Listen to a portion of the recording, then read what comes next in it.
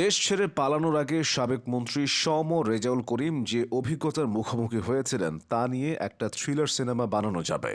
কখনো বাথরুমের ভেতর, কখনো কাদাযুক্ত পুকুরের ভেতর তিনি এবং তার পরিবার যেন জমের দুয়ার থেকে বেঁচে গিয়েছিলেন। মজার ব্যাপার হলো সম রেজাউল করিমের বিপদের সময় তাকে জিম্মি করে টাকা আদায় করতে চেয়েছিলেন এক ছাত্রলীগ নেতা। অন্যদিকে তাকে সাহায্য করেছিল সরকার বিরোধী আন্দোলনে যুক্ত থাকা একজন।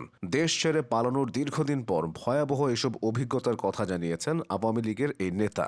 ইউটিউবে অস্ট্রেলিয়া প্রবাসী সাংবাদিক ফজলুল বারীকে একটি সাক্ষাৎকার দিয়েছেন রেজাউল করিম। সাক্ষাৎকারে তিনি জানান, ২০২৪ সালের ৫ই আগস্ট অর্থাৎ সরকার পতনের দিন তিনি রাজধানীর ন্যাম ভবনের নিজ বাসায় ছিলেন। আগের রাতেও দলের শীর্ষ নেতাদের সঙ্গে তার যোগাযোগ ছিল, কিন্তু পরদিন পরিস্থিতি এমন রূপ নেয় যে তিনি বুঝতে পারেন ওই ভবনে তিনি একাই আছেন। স্ত্রী ও মেয়ে বারবার সতর্ক করলেও রেজাউল করিম তখনও বিষয়টিকে গুরুত্ব দেননি। তিনি তার স্ত্রীকে ধমকিয়ে টেলিভিশন বন্ধ করতে বলেছিলেন, কারণ খবর দেখলে তার আরও দুশ্চিন্তা হতো। রেজাউল করিমের বিশ্বাস ছিল শেখ হাসিনা আছেন, নিশ্চয় তিনি পরিস্থিতি সামাল দেবেন, কিন্তু সে আস্থাতেই ঘুরে বালি। বিপদ উল্টো আরও বাড়তে থাকে। ৫ই আগস্ট সকালবেলা তিনি যখন সবার মেসেজ পাচ্ছেন অবস্থা খুবই বিপন্ন, তখন ন্যাম ভবনের সামনে আন্দোলনকারীরা এসে গেছে। সেখানকার কেয়ারটেকার এসে রেজাউল করিমকে বের হতে মানা করেছিলেন। বলা হয়েছিল যেন তিনি লাইট অফ করে বসে থাকেন। এরপর তার কথাতে তিনি ফ্যান লাইট বন্ধ করে দেন। তার স্ত্রী তখন বাথরুমে লুকিয়ে পড়ে। অন্যদিকে লোকজন এসে প্রচন্ডভাবে দরজায় আঘাত করতে থাকে, কিন্তু কোনো সারা শব্দ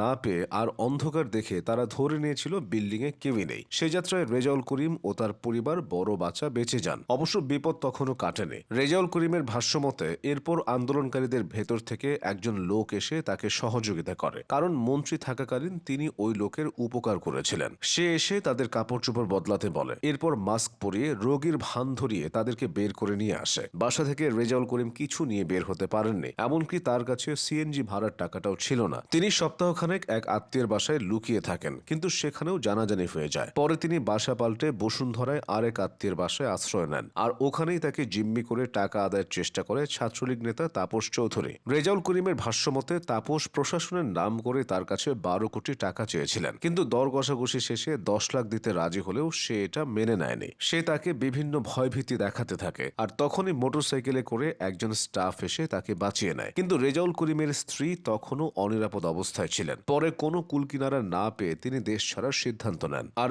এতে তাকে সহযোগিতা করে কয়েকজন ঘনিষ্ঠ ব্যক্তি। লুকিয়ে ভারতের কাছাকাছি পৌঁছার পর তিনি সীমান্ত পার করে দেওয়া লোকজনের সাথে যোগাযোগ করেন। তারপর তারা তাকে একটা বাগানের নিচে ঢুকায়। একটা কর্দমাক্ত পুকুরের মধ্যে তিনি ৩.৫ ঘন্টা ছিলেন। তার কাটার আঘাতে তার শরীরে প্রচন্ড জখমও হয়েছিল। এভাবে ৪ ঘন্টার চেষ্টায় বর্ডার ক্রস করে রেজাউল করিম ভারতে ঢোকেন। ভারতে গিয়ে তিনি কলকাতায় বাংলাদেশের সাবেক এক সরকারি কর্মকর্তার বাসায় আশ্রয় নেন। পরবর্তীতে সেখানকার গভর্নমেন্টের সঙ্গে যোগাযোগ করে পাসপোর্টে অ্যারাইভাল সিল ও এক্সিটের পারমিশন নিয়ে ভারত থেকে অন্য একটি দেশে পাড়ি জমান। তবে রেজাউল করিম নিজের বর্তমান অবস্থান অর্থাৎ ভারত থেকে কোন দেশে গেছেন সে সম্পর্কে কিছু জানাননি। নিজ দলের অন্য অনেক নেতার মতোই সম রেজাউল করিম পলাতক আছেন। তবে যেভাবে তিনি দেশ ছেড়েছেন তা কোনো থ্রিলার সিনেমার চেয়ে কোনো অংশে কম না।